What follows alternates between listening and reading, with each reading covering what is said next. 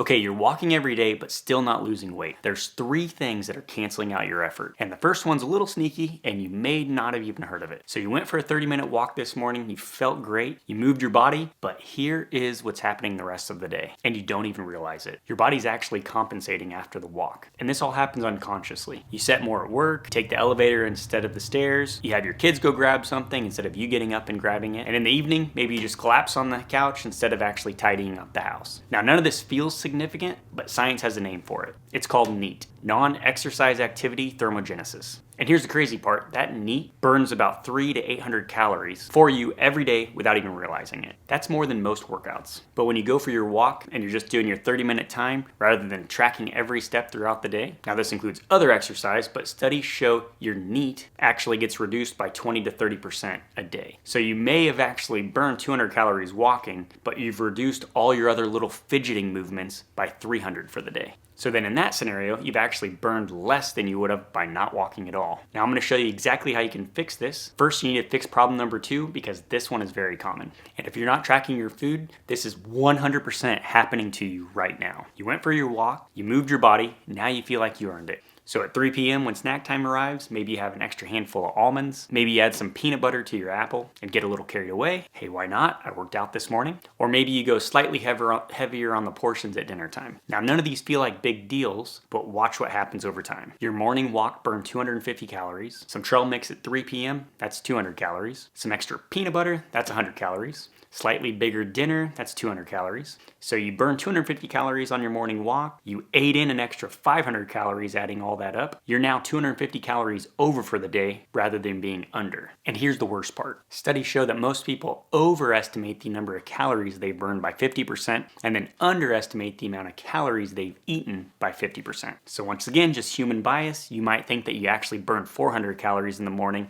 and you only ate back 250 calories. I know I look at the portion sizes and I'm like, oh, well, this cereal's only 160 calories, but then I have a giant bowl of it. And this is why most people see themselves walking every day, eating healthy, but still not losing the weight they want. Now, I'll show you exactly how to fix this in a second, but problem number 3 is what we need to focus on, and that is the one that makes you look soft rather than toned when you are losing weight. Now let's say you're walking, you're eating right by actually tracking your calories, you see the scale going down, but when you look in the mirror, you do look smaller, but you just look like a smaller version of yourself. You're not that toned look that you were wanting to also come along whenever you lost some weight. Here's why. When you're in that calorie deficit, your body needs energy, and it's going to get it from 2 sources. Option 1 is the fat that you've stored, or option 2 is the muscle that you've built. And without enough protein, your body's actually eating some of the muscle rather than burning the fat. So that's why you see the actual scale weight drop. And here's the devastating part. Per pound, muscle burns about 6 calories, where fat burns on the high end 2 calories just to sustain what you have. So over 12 weeks, yeah, you have lost weight, but you've also lost muscle. Okay, now that you know the 3 problems, here's how to fix them. Problem number 1 was the NEAT crash. You go for your morning walk, but then you happen to slow down the rest of the day. Start tracking your overall steps. Use a smartwatch or your iPhone. So instead of just doing your timed walks, actually track every single step you take throughout the day and then set a base for that. While this isn't perfect, this is a pretty good understanding of what your overall NEAT activity is throughout the day. So my goal is 12,000 steps a day, and I get that in with playing with my kids,